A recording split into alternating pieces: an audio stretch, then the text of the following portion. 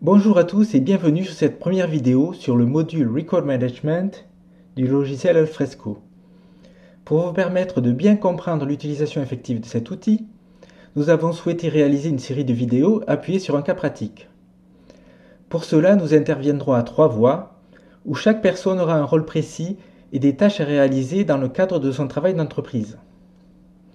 Nous allons donc imaginer que nous faisons tous trois partie du service administratif d'une mairie. Dorine sera la secrétaire, Audrey l'archiviste et moi je prendrai le rôle du responsable administratif. Au vu du développement des archives électroniques dans l'organisation, une nouvelle politique d'archivage faisant appel au logiciel Alfresco a été mise en place. Nous allons donc débuter ensemble par la création d'un site RM qui va nous permettre de gérer les documents d'archives produits et reçus par la mairie, puis nous ajouterons les utilisateurs, c'est-à-dire le personnel concerné. Nous terminerons par la distribution des rôles propres au site de gestion d'archives.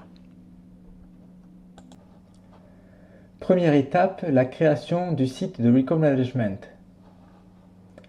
Je me dirige vers la barre d'outils principale. Je développe l'onglet Site, puis je crée un site. Il y a deux types de sites possibles, site de collaboration ou site de gestion des archives. Je choisis la deuxième option, puis je clique Créer. Comme vous pouvez le voir sur le tableau de bord du site, je suis pour l'instant le seul utilisateur, le seul membre du site. Je vais ajouter les autres membres. Dans le dashlet Membres du site, je clique sur Ajouter des utilisateurs. Cette fonction n'est pas spécifique au site de Record Management, c'est la même procédure pour tous les autres sites. Je remplis tout d'abord le champ Recherche d'utilisateurs. Une fois trouvé, je sélectionne, je définis le rôle,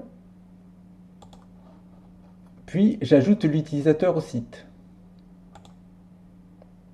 Voilà qui est fait. Nous allons maintenant distribuer les rôles dans la gestion d'archives. On va se rendre dans Outils d'administration. Chaque rôle dans la gestion d'archives comprend diverses capacités. De la plus élevée, administrateur de la gestion des archives, qui a toute latitude, comme on peut le voir, à lecteur sur place aux capacités extrêmement réduites.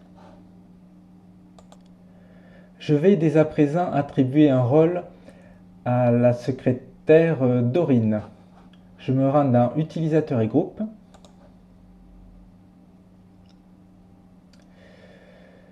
Rôle utilisateur de la gestion des archives.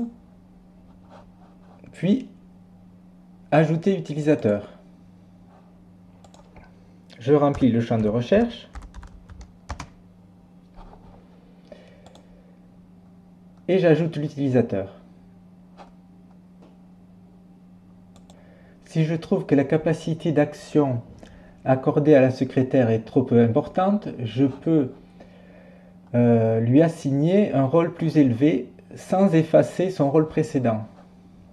Je peux la déclarer en tant que responsable de la gestion d'archives, par exemple.